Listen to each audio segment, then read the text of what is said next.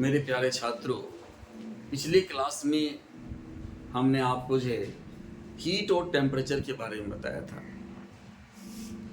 आज हम थर्मोमेट्री की बात करने आपसे आए हैं। थर्मोमेट्री मतलब होता है जिसको हम लोग कहते हैं ताप मापन।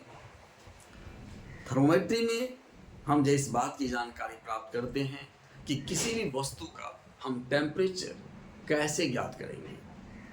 तो आप जानते हो मेरे भाई कि किसी भी वस्तु को के टेम्परेचर को ज्ञात करने के लिए जिस यंत्र का प्रयोग किया जाता है उस यंत्र को कहा जाता है थर्मामीटर। देखो मैंने यहाँ पर लिखा है थर्मामीटर शारीरिक ताप को मापने वाला यंत्र थर्मामीटर कहलाता है। शारीरिक यंत्र ताप को मापने वाला यंत्र क्या कहलाता है भाई? थर्मामीटर कहलाता है। थर्मामीटर इंग्लिश में thermometer is a device used to measure body temperature, यानी जो बॉडी टेम्परेचर को मेजर करने के लिए नापने के लिए जिस यंत्र का प्रयोग करेंगे वो यंत्र हमारा कहलाएगा थर्मामीटर कहलाएगा। ये थर्मामीटर कहलाएगा जिस यंत्र का प्रयोग हम करेंगे बॉडी टेम्परेचर को मापने के लिए। यहाँ पर आप देख रहे हो ये थर्मामीटर। थर्मामीटर दो प्रकार के होते हैं मेरे भाई। एक होता है लिक्विड थर्मामीटर, दूसरा होता है गैसियस थर्मामीटर।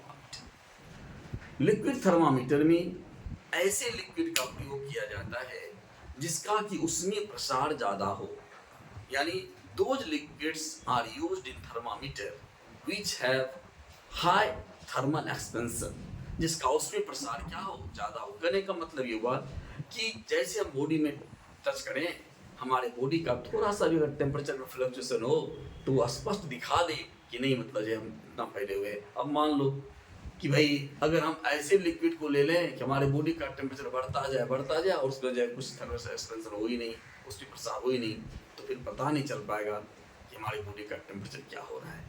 ठीक है, तो जिस पहला तो ये कैरेक्टर हो गया कि ऐसे द्रव को हम लोग लेंगे जिसका उसमें प्रसार क्या होना चाहिए, ज़्यादा होना चाहिए। साथ ही साथ ये द्रव जो है थर्मामीटर की दीवार को गीला नहीं करना चाहिए। अगर थर्मामीटर की दीवार को गीला करेगा भाई तो फिर शुद्ध पठन नहीं ले पाएंगे। और ये दोनों ही कैरेक्टर हमारे पारा में पाए जाते हैं, इसीलिए लिक्विड थर्मामीटर में हम लोग पारा का उपयोग करते हैं। देखिए यही बात हमने यहाँ पर जो मेंशन भी किया है कि थर्मामीटर दो प्रकार के होते हैं। एक होता है हमारा द्रव थर्मामीटर, दूसरा होता है गैसीय thermometer. There are two types of thermometer. पहला है लिक्विड थर्मामीटर और दूसरा क्या है, पहला है हमारा लिक्विड थर्मामीटर और दूसरा है हमारा गैस थर्मामीटर। अब लिक्विड थर्मामीटर में हम किस लिक्विड का प्रयोग करते हैं, हमने लिखा है कि द्रव थर्मामीटर में ऐसे द्रव का उपयोग किया जाता है जैसे मैंने कहा कि जिसका उसमें प्रसार ज्यादा हो। ये मैंने आपको बताया ना कि उसमें प्रसार क्या होना चाहिए, ज्यादा होना चाहिए। साथ ही साथ जो बर्तन की दीवार को गीला नहीं करता हो। और ये दोनों ही गुण किसमें पाए जाते हैं भाई, ये दोनों ही गुण पारा में पाए जाते हैं, इसीलिए द्रव थर्मामीटर में हम पारा का उपयोग करते हैं। लिक्विड थर्मामीटर में हम those liquids are used which have high thermal expansion. क्या मैंने कहा था कि ऐसा मतलब थर्मामीटर यूज करेंगे जिसका उसमें प्रसार क्या होना चाहिए, हाई होना चाहिए। साथ ही साथ can not wet the wall of thermometer, जो कि वॉल की दीवार को यानी जो कि थर्मामीटर की दीवार को क्या करे, गीला ना करे। ऐसे थर्मामीटर लिक्विड का हम लोग प्रयोग करेंगे। और mercury has both character so it is used in thermometer. और ये दोनों ही गुण पारा में पाए जाते हैं। पारा उसमें प्रसार भी ज्यादा होता है और पारा थर्मामीटर की वाल को गीला भी नहीं करता, इसीलिए पारा का उपयोग जो है थर्मामीटर में किया जाता है भाई। अब मैं आपको यहाँ पर बताऊं कि जो दूसरा जो थर्मामीटर माना है वो है गैस थर्मामीटर। देखो भाई गैस का जो उसमें प्रसार होता है वो द्रव की तुलना में ज्यादा होता है। गैस ज्यादा प्रसारित होते हैं, इसीलिए अगर आपसे ये कहा जाए कि द्रव थर्मामीटर और गैस थर्मामीटर में सबसे ज्यादा जो एक्यूरेसी के साथ जो हमारा जो पठन देगा वो कौन देगा भाई, वो हमारा गैस थर्मामीटर देगा, क्योंकि गैस थर्मामीटर का उसमें प्रसार क्या होता है, ज्यादा होता है। अब ये जो गैस थर्मामीटर का उपयोग हम लोग कहाँ पर करेंगे, तो ध्यान देना भाई, द्रव में हम लोग पारा का उपयोग करते हैं, लेकिन आपको मालूम है कि पारा जो है -39 डिग्री सी पर ये जमने लगता है। पारा जो है -39 डिग्री पर जमने लगता है। पारा कहाँ पर जमता है भाई? -39 डिग्री पर पारा जो है वो जमने लगता है। अतः नीचे का ताप ज्ञात करने के लिए हम लोग किसका प्रयोग करते हैं? अल्कोहल का प्रयोग करते हैं। वही बात हमने यहाँ पर लिखा है कि mercury freeze on -39 degree C। Mercury जो है -39 पर जमने लगता है। So below -39 we use alcohol. इसका मतलब अगर इससे नीचे का ताप ज्ञात करना हो, -39 से बिलो का टेम्परेचर ज्ञात करना होगा, तो हमें क्या लेना पड़ेगा? मरकरी के स्थान पर हमें अल्कोहल का प्रयोग करना पड़ेगा। और आप जानते हो भाई, alcohol freeze on -115 degree C, और अल्कोहल जो है हमारा -115 डिग्री पर जमने लगता है। वही बात हमें यहाँ पर भी लिखा है कि पारा -39 पर जमने लगता है। अतः इससे नीचे का ताप ज्ञात करने के लिए अल्कोहल का प्रयोग किया जाता है। अल्कोहल -115 डिग्री पर जमने लगता है। इस बात को ध्यान रखना है भाई। अब -115 पर जब जमने लगेगा, इससे नीचे का ताप ज्ञात करने के लिए हमारे पास ऐसा कोई लिक्विड नहीं है जो कि हम उससे नीचे का ताप ज्ञात कर सके।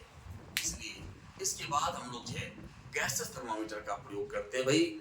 और सबसे पहले हाइड्रोजन गैस थर्मामीटर, और हाइड्रोजन गैस थर्मामीटर के द्वारा हम लोग जो है -200 डिग्री C से 500 डिग्री तक का जो ताप ज्ञात करते हैं। किस थर्मामीटर के द्वारा? हाइड्रोजन थर्मामीटर के द्वारा। हाइड्रोजन गैस थर्मामीटर के द्वारा हम लोग जो है -200 डिग्री C से 500 डिग्री तक के बीच का टेम्परेचर ज्ञात करते हैं।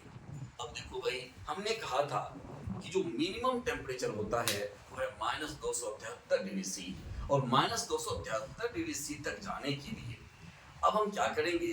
तो अगर -200 डिग्री C से नीचे का ताप ज्ञात करना होता है तो हम हाइड्रोजन के स्थान पर हीलियम का प्रयोग करते हैं। हीलियम का प्रयोग यहाँ पर लिखा है कि हीलियम गैस का उपयोग -200 डिग्री C से कम ताप मापने के लिए किया जाता है। Helium is used to measure below -273 degree C। अगर मान लो 500 से ज्यादा का टेम्परेचर ज्ञात करना हो भाई, तो हाइड्रोजन के स्थान पर हम नाइट्रोजन का प्रयोग करते हैं। और नाइट्रोजन जब हम प्रयोग करेंगे तो ये हमको जो है 500 डिग्री C से एवं टेम्परेचर हम इसमें नाप सकते हैं। 500 से ऊपर का ताप हम ज्ञात करने के लिए क्या करते हैं? हाइड्रोजन के स्थान पर नाइट्रोजन का प्रयोग करते हैं। ये बात ध्यान रखना मेरे भाई कि अगर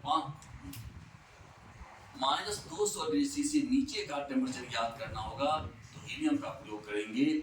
ऊपर का ताप ज्ञात करना पड़ेगा, नाइट्रोजन का प्रयोग करेंगे।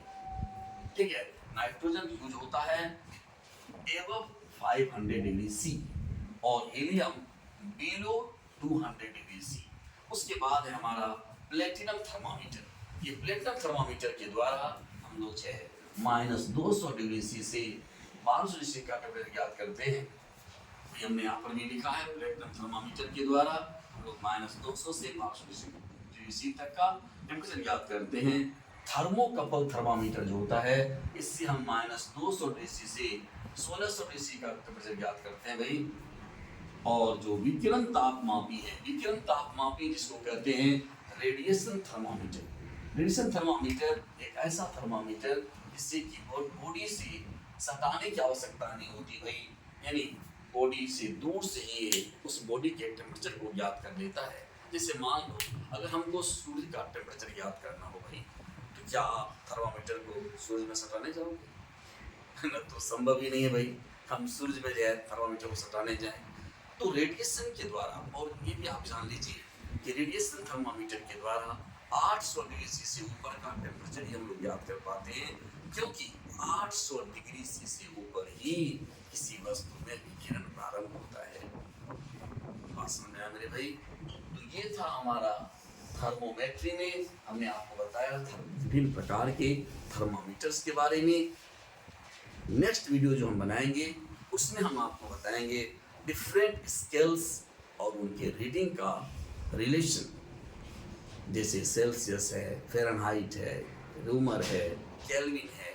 इसके पठन का जो स्किल्स हैं इसमें हम कैसे थर्मामीटर में जो अपने बॉडी के टेम्परेचर को मापेंगे या जो विभिन्न बॉडी के टेम्परेचर को मापेंगे भाई, तो उसके बटन का रिविजन क्या होगा हम कमिंग जो है वीडियो में आपको बताएंगे, और उस पर बेस्ट कुछ सवाल भी आप तक आपसे करवाएंगे। मान लिया जाए भाई डिग्री सी में दिया हुआ है तो फ़ारेनहाइट में कैसे निकालेंगे, फ़ारेनहाइट में दिया हुआ है तो केल्विन में कैसे निकालेंगे, यानी सबों के बीच का रिलेशन। और साथ ही साथ अगर मान लो कोई डिफेक्टिव थर्मामीटर है, वो कुछ रीडिंग दे रहा है, और तो एक्यूरेट थर्मामीटर से क्या रीडिंग देगा, इन विभिन्न प्रकार के सुलझे हुए सवालों का जवाब लेकर हम आएंगे नेक्स्ट वीडियो में। तो सभी बच्चों को, सभी भाई बहनों को धन्यवाद, है ना। बहुत ही अच्छा आप लोगों ने प्रोत्साहित किया है वीडियो को लाइक करके, सब्सक्राइब करके, और जिससे जो है मुझे भी बहुत प्रोत्साहन मिलता है।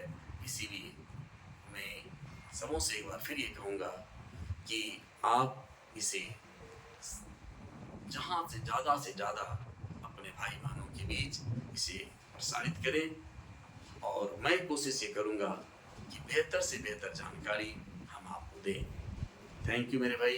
Okay bye.